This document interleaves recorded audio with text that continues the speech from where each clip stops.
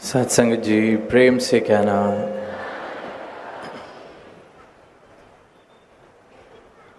आज यहाँ मुरादाबाद में आप सबके बीच इस रूप में शामिल होने का अवसर मिला है और जिस प्रेम और जिस उत्साह के साथ सारी साध संगत संत महापुरुष अपने घरों से चलकर आए हैं, तो ये देख के जहाँ बहुत खुशी भी मिल रही है और वहीं ये ख्याल भी मन में आ रहा था कि किस प्रकार दुनिया में देखते हैं, दुनिया का जो हाल है कि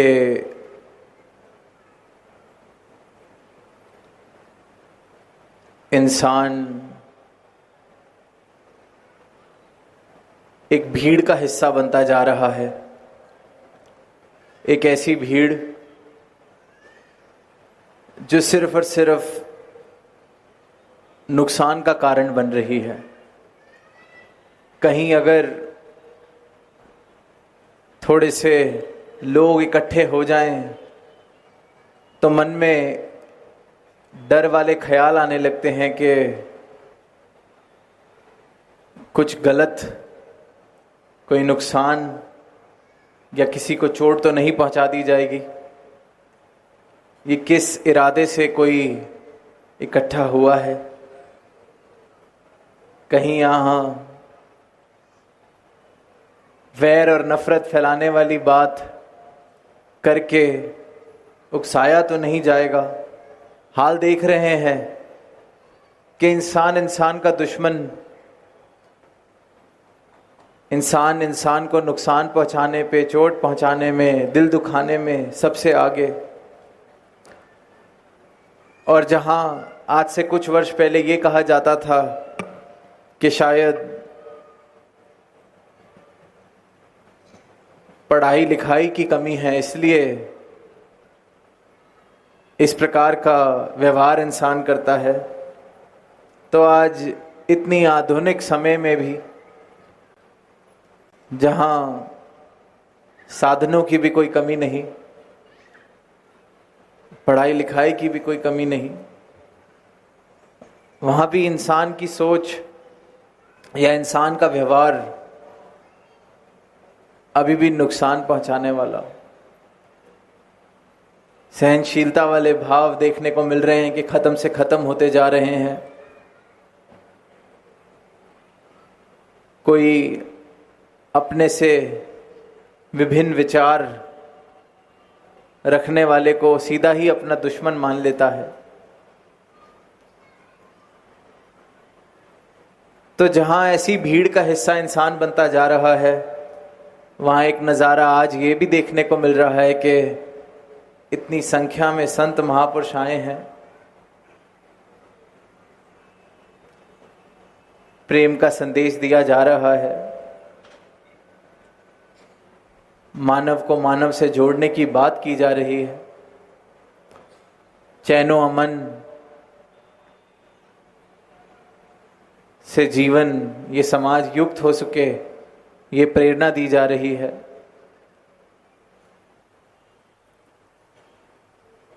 तो फर्क क्या है? ये जो संत महापुरुष एकत्रित होते हैं, ये कोई भीड़ नहीं है। यहां आया हर एक महापुरुष, हर एक संत ब्रह्मज्ञानी है।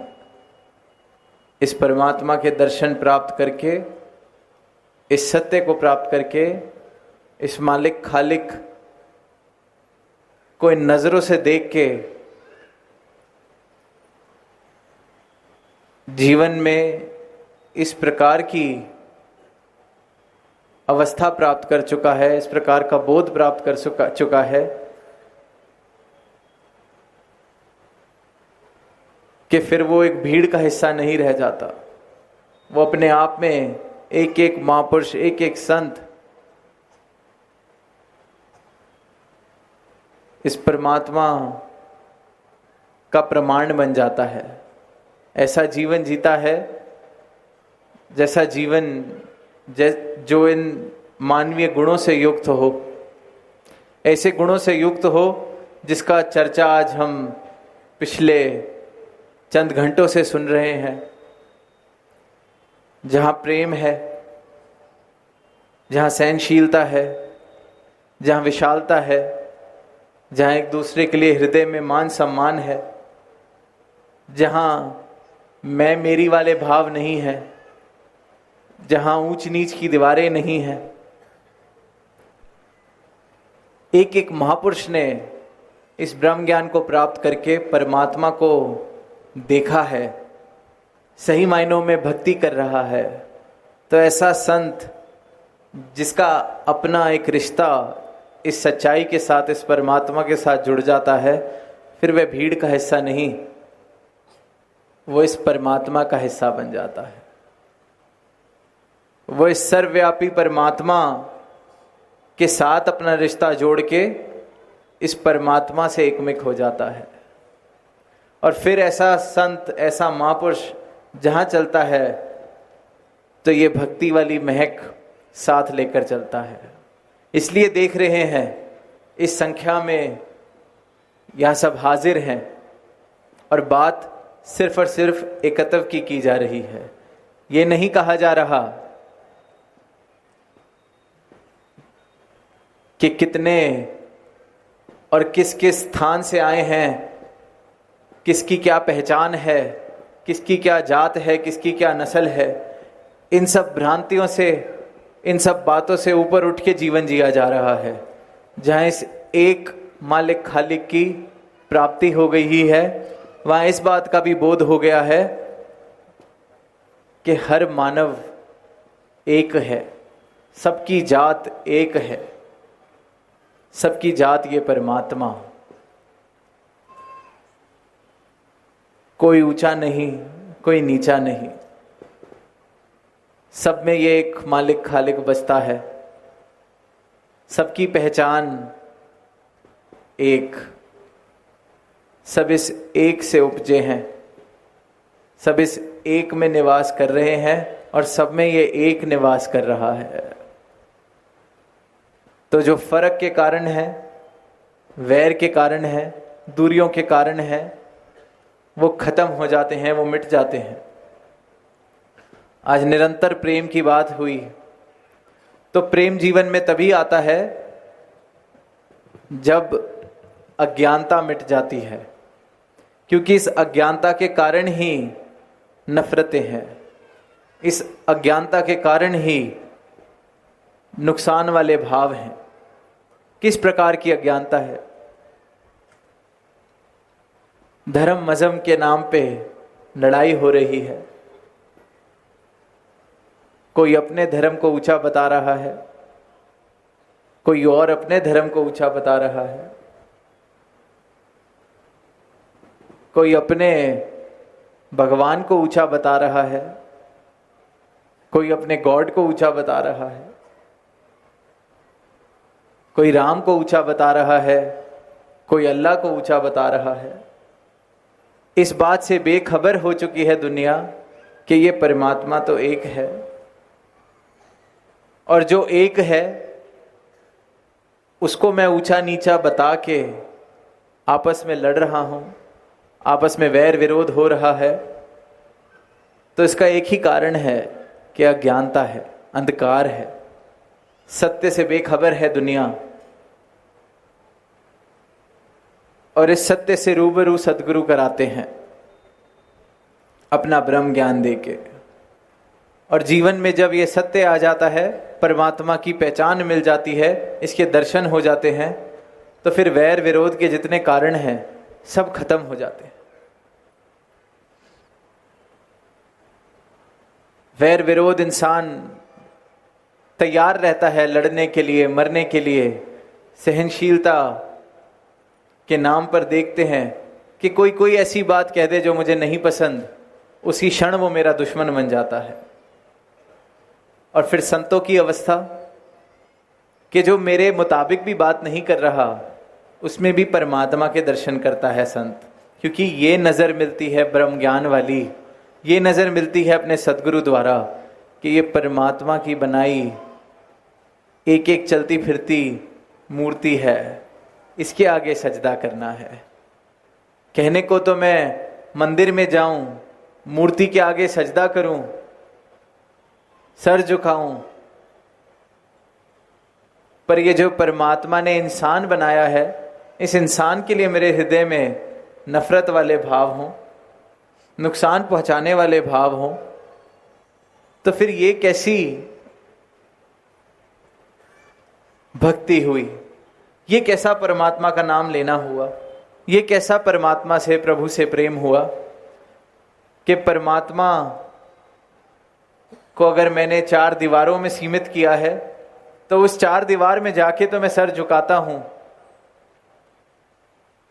उस 4 दीवार में जाके तो मैं भक्ति की बात करता हूं, वेदों ग्रंथों का उच्चारण करता हूं,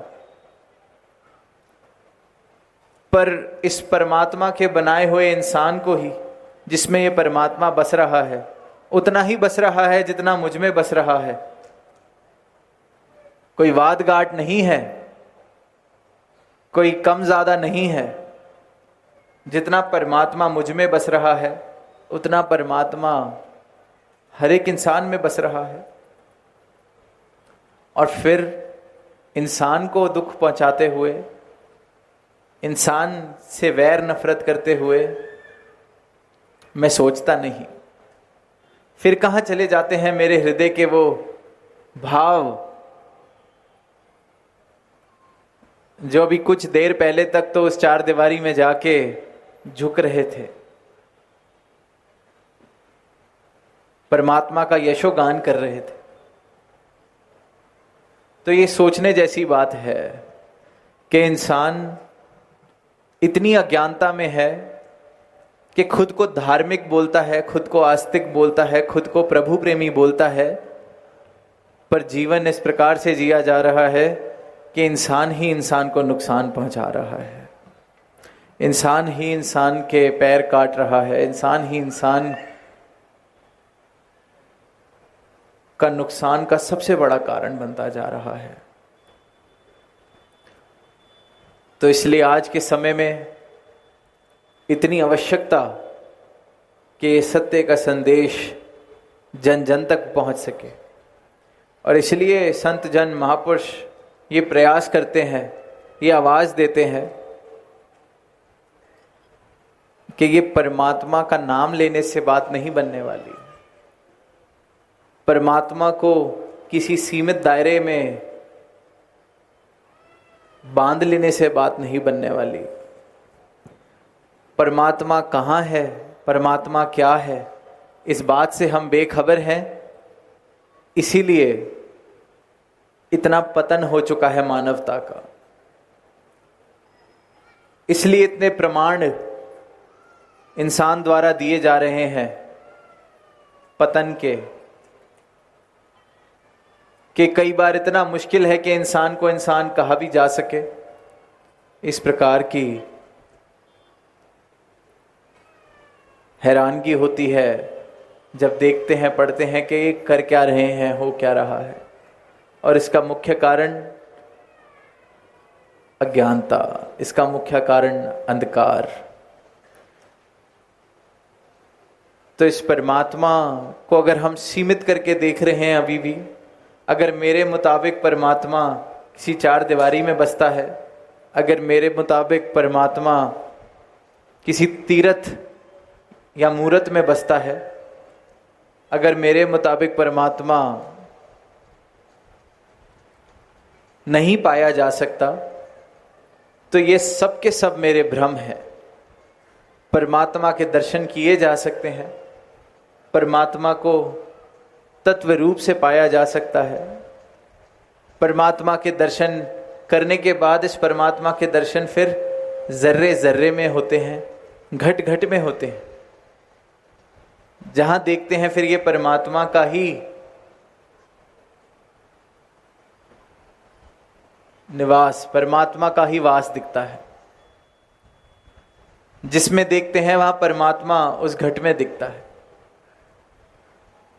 तो इस अवस्था को कहा गया है ब्रह्मज्ञानी की अवस्था। अभी गीतों में भी जिक्र हुआ कि जैसे अर्जुन को दर्शन हुए विराट स्वरूप के युद्ध के मैदान में, जहां जान पर बात बनी हुई है, जहां युद्ध चल रहा है, ऐसी स्थिति में भगवान कृष्ण ने अपने विराट स्वरूप के दर्शन कराए। और जब तक वो विराट स्वरूप के दर्शन नहीं हुए थे तो अर्जुन भी बेखबर। और जैसे ही नजरों ने वो नजारा देखा तो एक क्षण में समझ गए कि मैं खुद को कर्ता समझ रहा था, मैं इस रूप को नहीं जानता था, इस सत्य को नहीं जानता था, मैं तो खुद को कर्ता मान रहा था। पर असल कर्ता तो ये अविनाशी है, असल कर्ता तो ये विराट है जिसके दर्शन मुझे प्रभु ने कराए। इसी प्रकार जब इंसान को इस परमात्मा के सही मायनों में दर्शन होते हैं तो सभी भ्रम मिट जाते हैं। इंसान का सबसे बड़ा भ्रम ही ये है कि वो खुद को कर्ता समझता है। उसे लगता है कि मैं करता हूं, पर वो ये नहीं सोचता कि अगर मैं करता होता तो फिर ये जन्म भी तो खुद मैंने अपनी मर्जी से खुद को दिया होता। अगर हम करता हैं तो कौन है जो हाथ खड़ा करके ये कह सकता है कि मैं अपनी मर्जी से इस धरा पर आया। करता तो वो हुआ जो मर्जी से आ रहा है, जिसकी मर्जी से सब हो रहा है। तो इंसान की इतनी बड़ी भूल, इतना बड़ी मूल भूल कि वो खुद को कर्ता समझता है। और जब वो खुद को कर्ता समझता है तो उसको लगता है मैं जो करता हूं वो ठीक है। और जब मैं जो करता हूं वो ठीक है तो मुझसे उल्टे चलने वाले सारे मेरे दुश्मन, सारे नासमझ। तो जिस परमात्मा, जिस भगवान, जिस ईष्ट को मैं पूजता हूं वही सबसे उत्तम। तो जो उसको नहीं पूजता, जो उसको नहीं मानता, उसको जीने का कोई हक नहीं है। क्योंकि मैं करता हूं, इतना अहंकार, और अहंकार का कारण कर्ता भाव। इंसान को लगता है मैं करता हूं। और फिर जब इस परमात्मा के दर्शन होते हैं, सदगुरु का ब्रह्म ज्ञान प्राप्त होता है, तो सदगुरु जीवन में यही बदलाव करते हैं, यही बताते हैं कि तू करता नहीं है, तू नहीं है करता। अगर तुझे आज कोई क्षमता भी मिली है कुछ करने की, जैसे किसी को बहुत धन मिला हो और वो सेवा, वो सोच तो रहा है कि वो सेवा कर रहा है, वो सोच तो रहा है कि देखो मैं कितना दान कर रहा हूं, पर अगर इस भाव से दान किया जा रहा है तो वो कर्ता समझ रहा है खुद को। पर वहीं संत की अवस्था सदगुरु का ब्रह्म ज्ञान प्राप्त करके ये हो जाती है कि ये करवा रहा है, ये इस परमात्मा की कृपा कि मैं कुछ सेवा कर पा रहा हूं, करवाने वाला करवा रहा है। राजा जनक को जब गुरु अष्टावक्र से ज्ञान हुआ, इस परमात्मा की प्राप्ति हुई, तो उन्होंने यही कहा कि अब ये राजपाट को मैंने क्या करना है, इसका मैं क्या करूं। तो आगे से गुरु अष्टावक्र ने कहा कि कल तक या इस पल तक तो इस राजपाट को अपना मान के चला रहा था, अब से तू इसे मेरा मान के चला, छोड़ के कहीं नहीं जाना। चला तो फिर वो तो पहले से भी बेहतर चलाया, क्योंकि पता था ये मेरा नहीं पर जिम्मेवारी मिली है चलाने की, मुझसे चलवाया जा रहा है। तो जीवन की ये अवस्था कि मैं करता नहीं, और जब मैं करता नहीं तो फिर कर्ता जो है इसकी पहचान जब हो जाती है तो फिर इस कर्ता के आगे इस परमात्मा के आगे हमेशा सदैव समर्पित भाव से ये हृदय झुका रहता है कि तू करता है जगत का, तू सबका आधार, कि तू सारे जग का करता है, तेरे करके ही ये संसार है, इस कर्ता के करके ही ये जो सांसें चल रही हैं, एक एक शरीर जो यहाँ बैठा है सांस ले रहा है, ये इसका कर्ता धर्ता ये मालिक खालिक है। और इस कर्ता की पहचान कर लेना ही मानव जन्म का उद्देश्य है। बड़े भाग मानस तन पावा वाली जो बात है वो तभी तक भाग्यशाली है अगर ये जन्म जब तक अपने उद्देश्य को पूरा करता है। अगर उद्देश्य पूरा नहीं किया तो ये जो भागों से तन मिला है तो इसको भाग्यशाली हम नहीं बना पाएंगे। इस कर्ता की पहचान कर लेना ही उद्देश्य है और जीवन इस प्रकार जीना कि ये जो कर्ता कर रहा है इसकी रजा में मैं राजी रह सकूं। ये भक्त का फिर जीवन बन जाता है, वो आनंदमय जीवन जीता है। आज जीवन में कलेश है, कला है, परेशानी है, तो सिर्फ इस बात की है कि मेरे मुताबिक मेरी स्थिति क्यों नहीं है, मेरे मुताबिक मेरी परिस्थिति क्यों नहीं है, क्योंकि खुद को हम कर्ता समझते हैं। इसलिए हर पल हर क्षण अपने मुताबिक अपनी स्थिति को बदलने की कोशिश कर रहे हैं। और जब जब ये कोशिश हो रही है, जब जब ये संघर्ष हो रहा है, तब तक मेरे जीवन से सुकून, मेरे जीवन से आनंद दूर रहता है। और जब मैं इस कर्ता के आगे समर्पित हो जाता हूं, पहचान लेता हूं कि मैं तो कर्ता हूं ही नहीं, कर्ता तो ये है। और फिर जब जो जो इंसान इस कर्ता को जानकर इसके आगे समर्पित होता जाता है, उस जीवन में सुकून और आनंद आ जाता है। तो सुकून और आनंदमय जीवन जीने का एक ही उपाय है, इस कर्ता की पहचान करके इस कर्ता की रजा में राजी हो जाना, समर्पित हो जाना। आनंदमय जीवन जीना है तो यही विधि है। और इस कर्ता की जानकारी सिर्फ और सिर्फ सद्गुरु के ब्रह्म ज्ञान से हो सकती है। और फिर जब सद्गुरु के ब्रह्म ज्ञान से इस कर्ता की जानकारी हो जाती है तो ये बात भी समझ आ जाती है कि ये कर्ता तो एक है, ये मालिक खालिक तो एक है। चाहे इसे राम बुलाएं, अल्लाह बुलाएं, गॉड बुलाएं, तो एक है। फिर इस एक के नाम के झगड़े क्यों, फिर इस एक के चिन्हों के झगड़े क्यों? तो फिर इंसान इन दीवारों से भी मुक्त हो जाता है, इन जंजीरों से भी मुक्त हो जाता है, अपनी अज्ञानता से भी मुक्त हो जाता है। फिर ऐसी महफिलें सजती हैं जैसी आज सजी हम देख रहे हैं कि एक एक संत इस कर्ता को प्राप्त करके, इस परमात्मा को प्राप्त करके इस परमात्मा का यशोगान कर रहा है। हृदय में प्रेम है, हृदय में सत्कार है, हृदय में मानवीय गुण है।